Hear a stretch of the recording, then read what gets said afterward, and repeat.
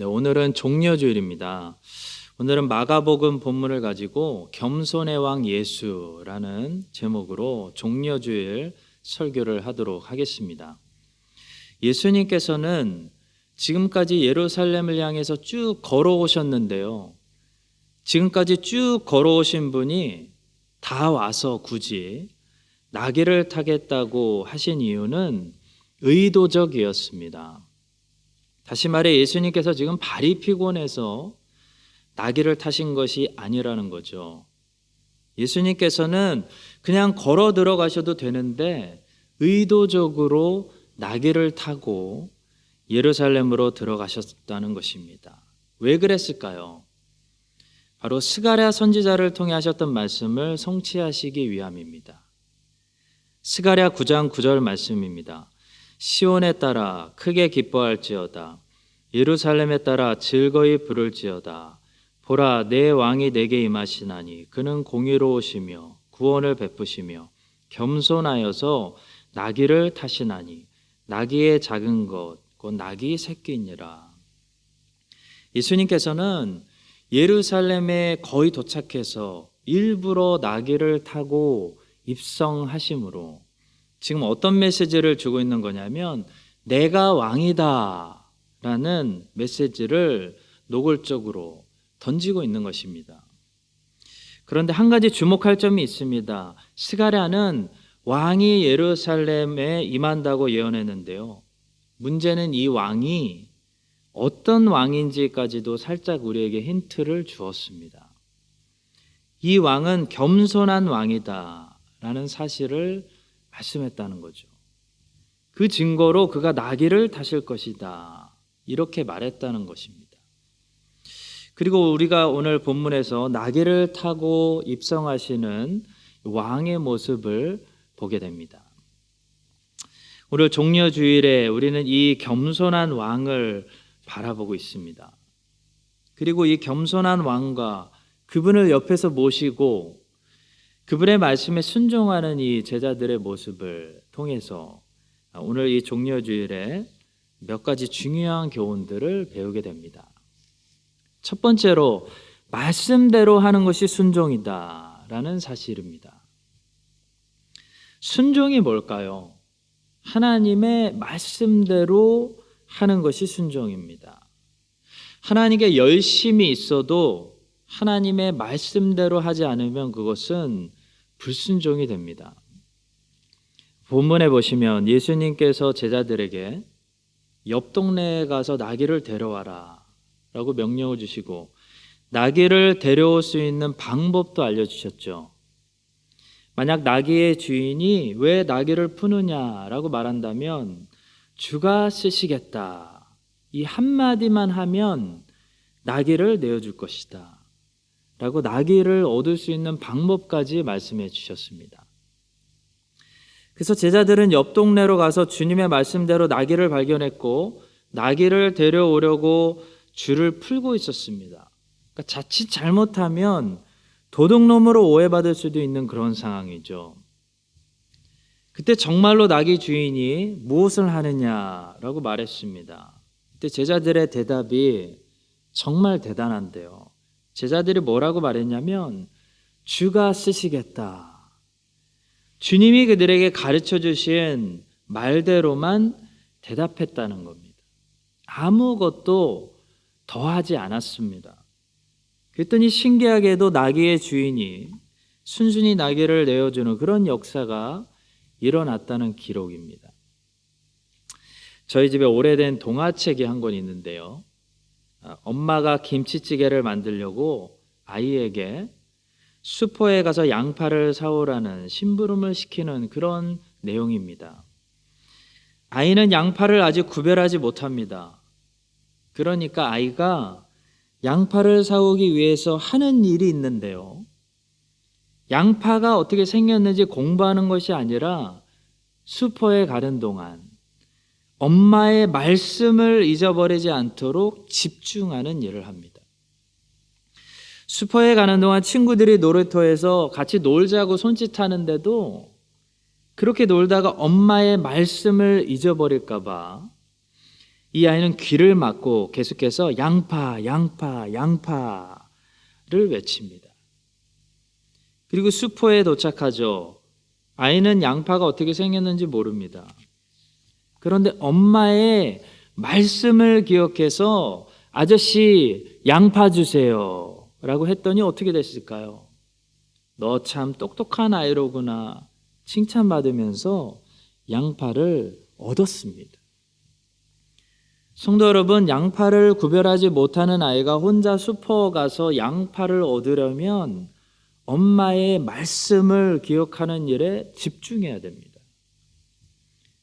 제자들은 누가 봐도 도둑으로 몰릴 수 있는 그런 상황이었습니다. 갈릴리 촌 사람들이 도시에 도착해서 주인에게 말도 안 하고 나귀의 줄을 풀고 있었으니 딱 도둑으로 오해받기 좋은 상황이죠. 그런데 오해가 있으려는 순간 그들이 뭘 기억하냐면 주님의 말씀을 기억했습니다. 주님이 만약 누가 뭐라 하느냐라고 물으면 이렇게 말씀하라고 하셨지. 그 말씀을 생각해서 주께서 주신 그 말씀대로 했다는 거죠. 주가 쓰시겠다. 그랬더니 상황이 풀리더라는 겁니다. 성도 여러분, 우리가 머리를 쓰는 것보다 이 세상은 주님의 말씀대로 했을 때 나귀를 얻을 수 있게끔 디자인되어 있습니다. 때로는 우리의 머리로 다 이해할 수가 없습니다. 양파가 뭐지? 양파를 구별할 수 없는 그럴 때가 많이 있다는 거죠. 인생은, 이 세상은 우리가 다 이해할 수 없는 것들로 가득 차 있습니다. 그러나 주님의 말씀을 기억해서 주님의 말씀대로 하면, 인생을 주님의 말씀대로 살면 양파도 얻고 나귀도 얻을 수 있도록, 이 세상은 하나님이 다스리는 하나님의 세상이기 때문에 하나님의 말씀대로 하는 것이 중요하다라는 사실입니다. 알래스카라는 땅을 러시아가 미국에 판다고 했을 때 많은 미국의 지도자들이 그 땅을 사서 뭐하냐, 사지 말자라고 했답니다. 그들의 눈에 알래스카라는 땅은 웨이스트랜드로 보였던 거죠. 그때 멀리 볼 수 있는 눈을 가지고 있는 한 사람이 있었는데요. 윌리엄 C. 워드라는 이분이 알래스카는 반드시 사야 된다 라고 주장하면서 이런 말을 했다고 합니다. 여러분, 나는 눈 덮인 알래스카를 바라보고 그 땅을 사자는 것이 아닙니다. 나는 그 안에 감추어진 무한한 것을 바라보고 사자는 것입니다. 여러분, 나는 우리 세대를 위해서 그 땅을 사자는 것이 아닙니다. 나는 다음 세대를 위해서 그 땅을 사자는 것입니다. 결국 이 윌리엄 C. 워드의 말이 설득력이 있어서 미국이 러시아로부터 알래스카를 샀다고 합니다. 성도 여러분, 하나님은 우리보다 더 멀리 보시죠. 하나님은 우리가 볼 수 없는 그 수면 밑까지 보시는 분이기 때문에, 그 사람의 내면까지 꿰뚫어 보시는 분이기 때문에 하나님의 말씀을 우리가 신뢰하고 따라가면 지금 당장은 눈 덮인 그 수면 위만 보이지만 언젠가는 그 눈 밑에 감춰져 있는 엄청난 보화를 얻게 되는 그런 날이 오게 될 줄로 믿습니다. 솔직히 말씀드려서 제가 7년 전에 시드니에서 크라이스트처치에 처음 왔을 때 은행 가서 은행 구자를 열려고 했더니 저보고 그 직원이 왜 여기로 왔냐라고 말했습니다. 그때 들은 그 말을 저는 잊을 수가 없습니다. 그때만 해도 시티가 다 무너져 있었고 사람들이 이 도시를 다 떠나고 있었습니다. 저는 크라이스트처치가 좋아서 온 게 아니었습니다. 저는 하나님이 오라고 해서 왔습니다. 그랬는데 7년 만에 도시가 완전히 새로워져서 지금은 너무 명품 도시가, 아름다운 도시가 되었습니다. 저는 이 사실이 저에게 참 위로가 되고 감동이 됩니다. 하나님의 말씀이 틀리지 않는구나. 하나님의 말씀을 따라가면 결국 되는구나. 그걸 경험하고 나니까 믿음이 더 강해진 것 같습니다. 성도 여러분, 하나님의 말씀은 절대로 틀리지 않습니다. 지금은 갈대아 우르의 땅이 최고의 땅인 것처럼 보이지만 하나님이 가나안으로 가라고 해서 가면요, 결국 가나안 땅이 더 좋은 땅이 되는 겁니다. 예수님의 제자가 된다는 것은 하나님의 말씀을 신뢰하고 말씀 그대로 살아간다는 것을 말합니다. 제자들은 유식한 사람도 아니고요, 도시 사람도 아니고 배운 사람도 아니었습니다. 그러나 그들은 예수님의 말씀대로 했습니다. 그랬더니 사람들이 나귀를 풀어주는 그런 역사가 일어났다는 거죠. 성도 여러분, 하나님의 말씀대로 순종하면 이에 허락하는지라 우리 앞에 나귀가 풀어지는 역사, 그런 역사를 얻게 되는 줄로 믿으시기 바랍니다. 눈에 보이는 대로 좋은 것을 우리가 판단해서 따라가면 결국 우리는 어디에 이르게 되냐면 소돔에 이르게 됩니다. 그런데 당장은 어려워 보이더라도 하나님의 말씀을 따라 살아가면 복의 근원이 되는 것입니다. 여러분과 제가 주님의 말씀대로 살아서 말씀대로 따라가서 나귀도 얻고 양파도 얻고 복이 되는, 우리가 가는 곳이 복이 되는 그런 인생들이 되시기를 주님의 이름으로 간절히 축복합니다. 두 번째로 작은 순종부터 해야 된다라는 사실을 배우게 됩니다. 사람들이 주님께 순종하지 못하는 큰 이유가 있는데요, 작은 순종을 하찮게 여기기 때문입니다. 주님, 제가 지금 낙이나 데리고 올 사람입니까? 그런 건 저 세리 마태에게 시키십시오. 저한테는 그런 일 시키지 마십시오. 좀 위대한 일을 주십시오. 그렇게 말하는 사람들, 그렇게 생각하는 사람들, 말은 안 해도 그렇게 생각하는 사람들 의외로 많다는 거죠. 사복음서는 예수님께서 두 제자를 보내셨다라고까지만 말씀하지, 누가 옆 동네로 가서 나귀를 데려왔는지 이름은 밝히고 있지 않습니다. 근데 제 생각에는 베드로나 요한, 야고보 같은 수제자들이 그 일을 마다하지 않았을 것이라고 생각합니다. 성도 여러분, 작은 순종, 하찮아 보이는 일을 해보지 않은 사람은 예수님의 제자가 될 수 없습니다. 저도 사실 처음부터 하나님의 말씀을 선포하는 일에, 이런 영광스러운 일에 투입된 사람이 전혀 아니었습니다. 처음에 갑작스럽게 콜링을 받고 교육전도사가 되었을 때 저는 평균 연령 80 이상이 되는 노인들 중심의 호주 교회로 가서 2년 동안 섬겼는데요, 설교를 2년 동안 딱 2번밖에 하지 못했습니다.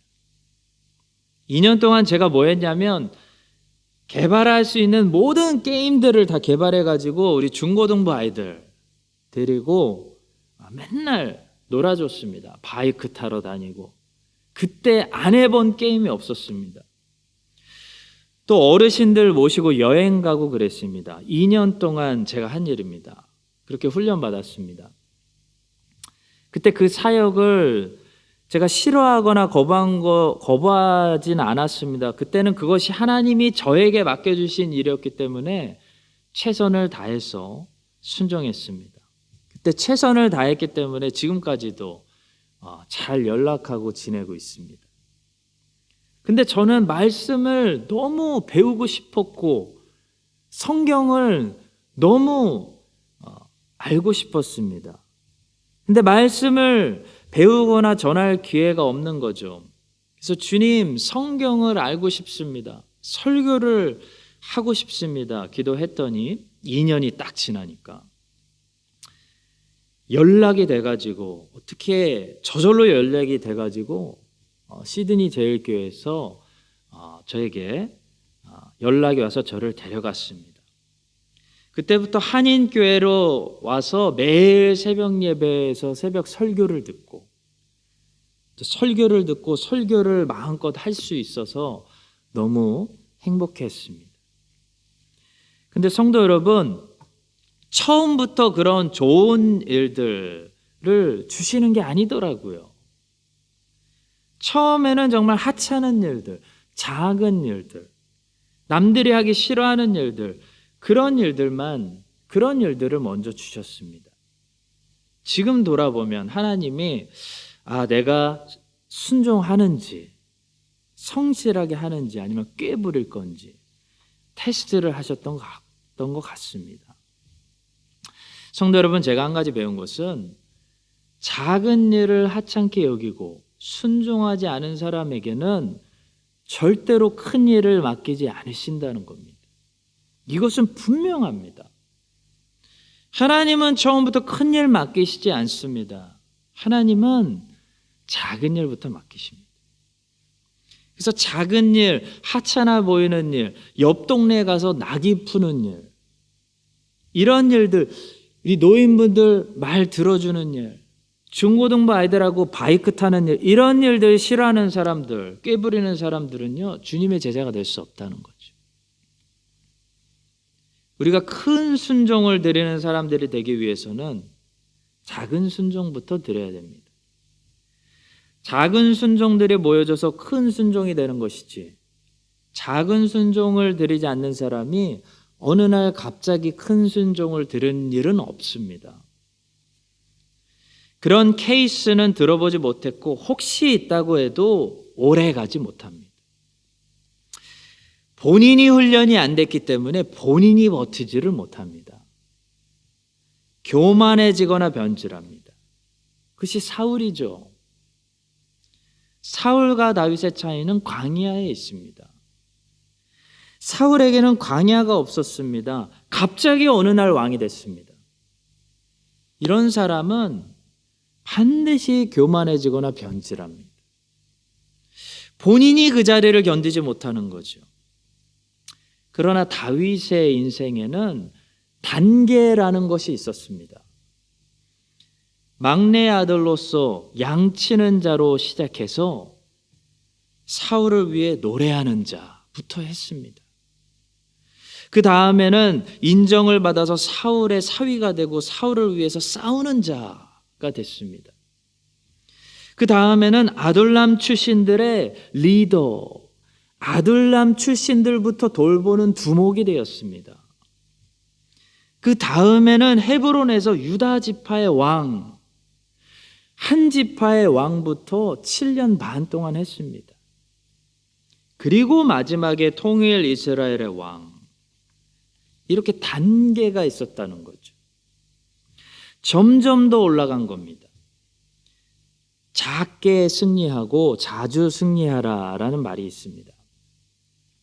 실패는 실패를 부르고 성공은 또 다른 성공을 부르기 때문에 성공만큼 성공에 중요한 것은 없다라는 말입니다.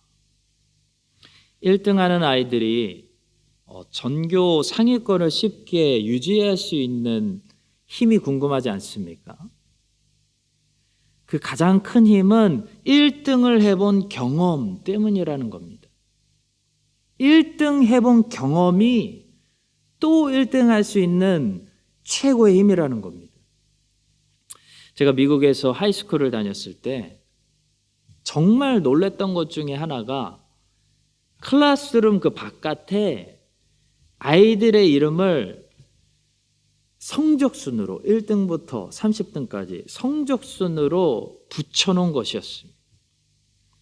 수업이 시작되기 전에 그 클래스룸을 들어가기 전에 1등부터 이 반의 1등부터 꼴등까지 누구인지 쫙 나오는 겁니다. 이게 미국식입니다. 경쟁을 붙이는 거죠. 이렇게 하면 두 가지 현상이 나타납니다. 1등한 아이가 또 1등하고 계속 더 잘하고 더 성장할 수 있는 확률이 올라갑니다. 반면에 꼴찌한 아이는 낙심하고 아예 포기해버리기 때문에 계속 더 못하고 꼴찌할 가능성이 높아집니다. 물론 이런 미국식 시스템이 그래서 단점이 있고 장점도 있습니다. 그러나 한 가지 팩트는 뭐냐면 사람은 한 번 성공하면 또 성공할 확률이 높아진다는 겁니다. 성공만큼 그래서 성공의 중요한 경험은 없다는 거죠. 그래서 작은 승리부터 일단 승리를 경험해 보는 것이 너무나 중요합니다. 작은 승리들을 자주 경험하는 사람은 계속 승리하고 큰 승리를 거둘 확률이 계속 높아지는 겁니다. 우리는 작은 순종들을 통해서 작은 승리들을 자주 경험할 필요가 있습니다. 승리에 익숙해질 필요가 있다는 거죠. 반면에 실패하고 포기해버리는 사람들이 가지고 있는 공통점이 있는데요. 어느 분야를 막론하고 실패하고 쉽게 포기해버리는 사람들은 너무 큰 꿈에 무모하게 도전한다는 겁니다. 다시 말하면 장기 목표는 가지고 있는데 그 장기 목표를 이룰 수 있는 단기 목표가 없었다는 거죠. 최고의 과학자가 돼서 나사 연구원에 들어가겠다는 장기 목표는 누구나 세울 수 있습니다. 그런데 최고의 과학자가 되기 위해서 이번 학기에서 전 과목에 All A를 받겠다라는 단기 목표는 성공하는 사람들만 가지고 있다는 거죠. 단기 목표가 있어야 장기 목표로 가는 것이지 단기 목표가 없는 사람은 절대로 장기 목표로 갈 수가 없습니다.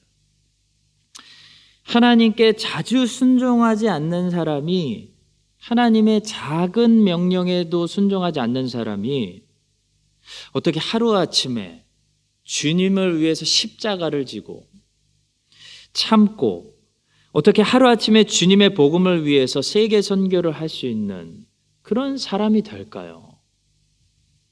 사탄이 들어도 웃을 일이죠.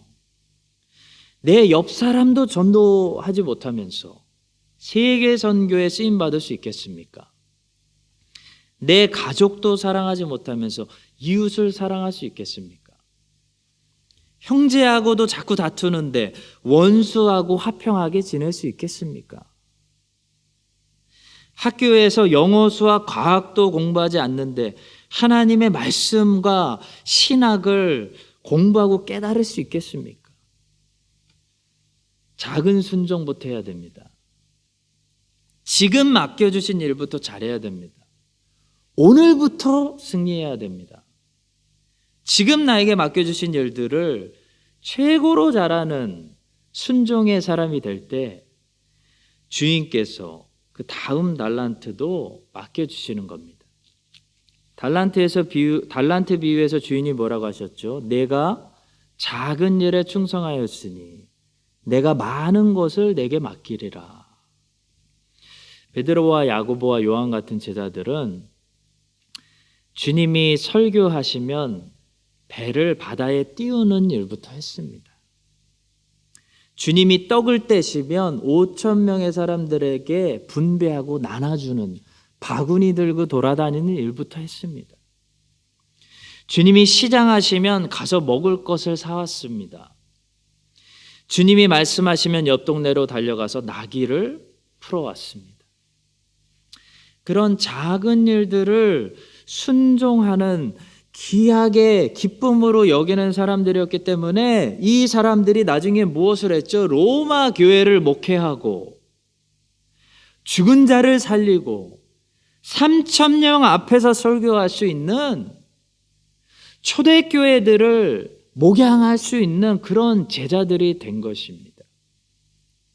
여러분과 제가 이 사실을 기억하고 작은 순종을 자주 드려서 큰 순종도 드릴 수 있는 그런 위대한 일꾼들로 계속 성장하고 쓰임받게 되기를 주님의 이름으로 간절히 축복합니다. 마지막 세 번째로, 자신이 작아지고 하나님이 내 안에서 커지는 것이 진정한 겸손이다 라는 사실입니다. 우리는 겸손을 생각할 때 이 높고 낮은 개념만 생각할 때가 많습니다. 물론 겸손과 교만이라는 개념은 분명히 높고 낮은 개념을 가지고 있습니다. 교만은 마음이 높아지는 것이고 겸손은 마음이 낮아지는 것입니다. 우리 주님은 가장 낮은 곳으로 오셨죠. 태어나실 때도 마구간으로 내려오셨고, 성장하실 때도 가장 가난한 가정에서, 나사렛 시골에서 자라셨습니다.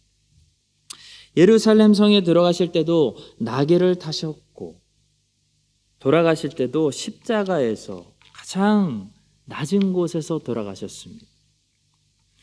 교만과 겸손은 분명히 높고 낮은 개념이 맞습니다.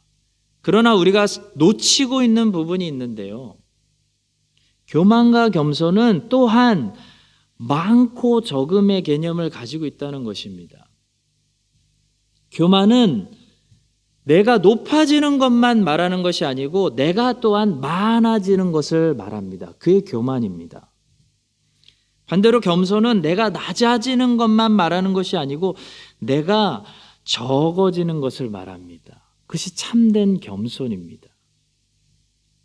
아무리 내가 낮은 자리에 있어도 내가 많다면, 내 안에 내가 많다면 나는 완전히 겸손한 것이 아닙니다. 우리는 평생 가난하게 살 수 있습니다.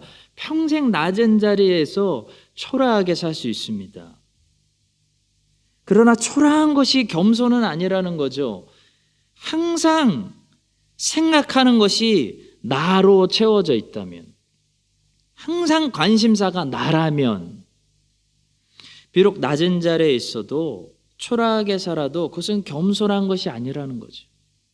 그것은 교만한 것입니다. 그래서 교만한 가난한 사람들도 세상에 많습니다. 예수님은 낮은 자리에 자주 계셨지만 항상 낮은 자리에만 계시지는 않았습니다. 생각해 보십시오. 예수님은 사실 높은 자리로 올라가셨을 때도 많이 있었습니다. 예수님은 변화산에서 영광을 드러내셨고, 오늘 본문에서도 예수님은 자기가 왕이라는 사실을 부인하거나 더 이상 숨기지 않으셨습니다. 사람들이 겉옷을 길에 폈다는 것은 예수님을 왕으로 인정했다는 사실을 보여줍니다. 누가복음 19장 40절을 보시면 자기를 향해서 찬양을 부르는 사람들의 소리를 주님은 막지 않으셨습니다. 오히려 찬양을 받으셨습니다. 그리고 이렇게 말씀하셨습니다. 대답하여 이르시되 내가 너희에게 말하노니 만일 이 사람들이 침묵하면 돌들이 소리 지르리라 하시니라. 바리새인들은 주님께 당신을 사람들이 왕이라고 찬양하고 있으니까 빨리 그들을 멈추게 하십시오 라고 말했는데요. 주님은 아니다, 더 찬양해야 된다, 맞다, 내가 왕이다 라고 말씀하셨다는 거죠. 성도 여러분, 겸손이 뭘까요? 예수 그리스도가 나는 왕이 아닙니다, 나에게 찬양하지 마십시오 라고 자신의 정체성을 부인하셨다면 그게 겸손일까요? 그것은 겸손이 아닙니다. 주님은 왕이십니다. 하나님은 영광스러운 분이십니다. 하나님은 높으신 분입니다. 그 사실을 부인하는 것이 겸손이 아니라는 거죠. 주님은 나귀를 타고 계시지만 주님은 찬송을 받고 계십니다. 그렇다면 무엇이 겸손일까요? 오늘 본문이 우리가 가르쳐주는 겸손은 뭘까요? 겸손은 자기를 적게 생각하는 것입니다. 우리 주님이 겸손한 왕이신 이유는 주님이 나귀만 타셨기 때문이 아니라 본문에서 보여주는 것과 같이 우리 주님은 하나님의 뜻을 이루는 것 외에 아무것도 자기 자신을 위해 신경 쓰지 않으셨기 때문입니다. 이것이 겸손입니다. 주님은 자기를 완전히 비웠습니다. 주님은 자기를 비우고 하나님의 뜻만 생각했습니다. 주님은 스가랴 선지자의 말씀을 이루기 위해서 나귀를 타셨고, 주님은 하나님 아버지의 뜻을 이루기 위해서 예루살렘으로 들어가시고 십자가를 준비하셨습니다. 하나님의 모든 뜻을 이루기 위해서 사는 것, 하나님의 뜻으로 가득히 채워져 있는 것, 이것이 겸손이라는 거죠. 많은 사람들은 주님, 나는 안 됩니다. 보낼 만한 자를 보내세요. 이걸 겸손이라고 착각합니다. 모세가 그런 핑계로 가지 않았다면 그것이 겸손이었을까요? 아닙니다. 그것은 모세의 불순종입니다. 왜냐하면 하나님의 생각이 아니라 자기 생각으로 가득 차 있는 생각이기 때문입니다. 사랑하는 성도 여러분, 무엇이 겸손이죠? 나를 적게 생각하고 하나님을 많이 생각하는 사람이 겸손한 사람입니다. 나를 아예 생각하지 않고 하나님의 뜻, 하나님의 나라, 하나님만 생각하는 사람이 예수님처럼 최고로 겸손한 사람입니다. 무조건 낮고 천한 자리로 내려간다고 겸손한 것이 아닙니다.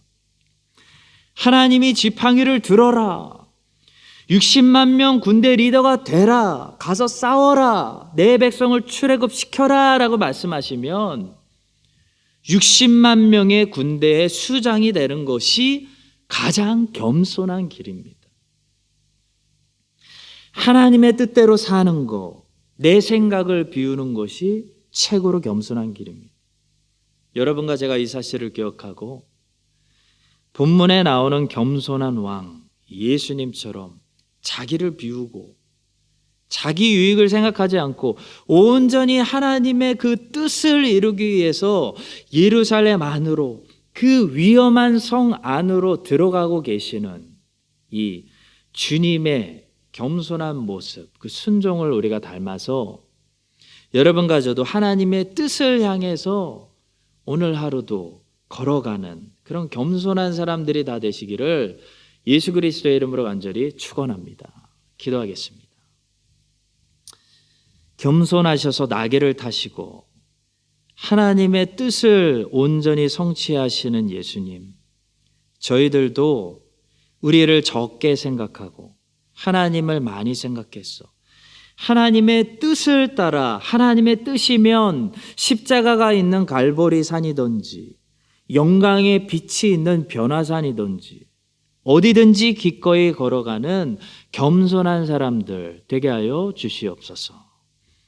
작은 일부터 잘 순종하게 도와주시고 말씀대로 순종해서 주님의 세상에서 주님이 주시는 것들을 얻을 수 있는 그런 하나님의 자녀들 되게 하여 주시옵소서. 예수 그리스도의 이름으로 기도합니다.